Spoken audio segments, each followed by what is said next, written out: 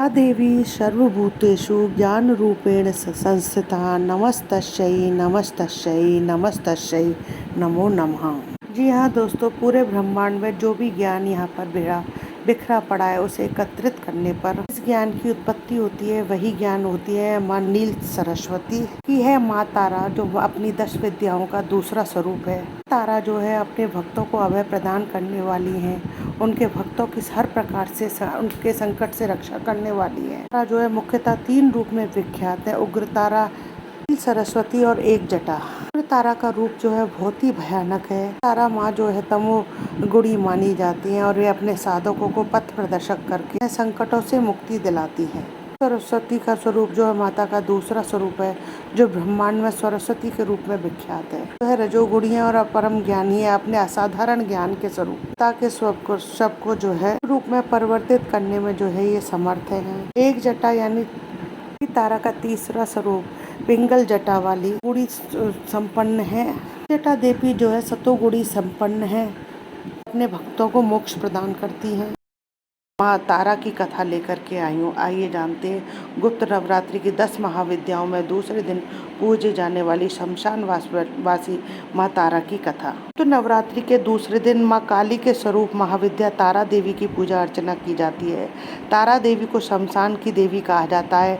पौराणिक कथाओं के अनुसार जब समुद्र मंथन के समय भगवान शिव ने विषपान किया था, जिससे उनके शरीर में काफ़ी जलन और कई तकलीफें हो रही थी।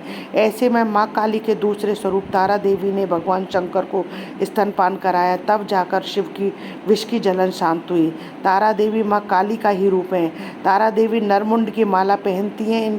इन्हें तंत्र शास्त्र की देवी माना गया है। इनकी पूजा से सारे कष्ट मिट जाते हैं। तारा देवी के भी 3 रूप हैं, उग्र तारा, एक जटा, नील सखा।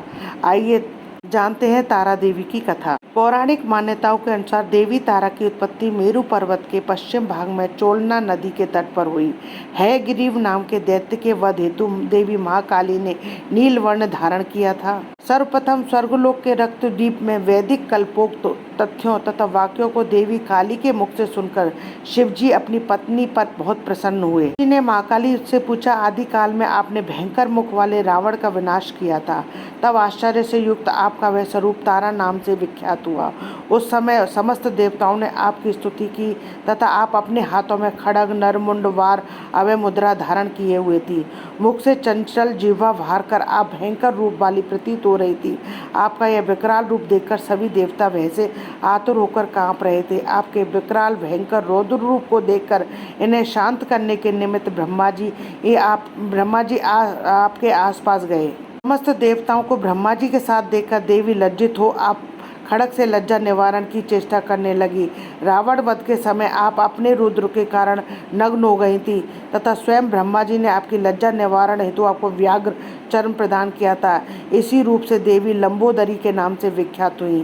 तारा रहस्य तंत्र के अनुसार भगवान राम केवल निमित्त मात्र ही थे।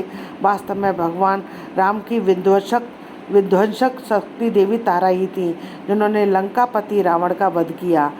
दोस्तों, यदि आपको मेरे द्वारा दी गई जानकारी पसंद आए तो प्लीज़ मेरे वीडियो को ज़्यादा से ज़्यादा लाइक और शेयर कीजिए अपने फैमिली और फ्रेंड में। यदि आपने अभी तक मेरे चैनल को सब्सक्राइब नहीं किया है तो उसे सब्सक्राइब करना ना भूलें। पास ही में बेल आइकन को दबाएं, जिससे मेरे आने वाले हर नए वीडियो का नोटिफिकेशन जो है आपको मिल जाए। जय माता की दोस्तों।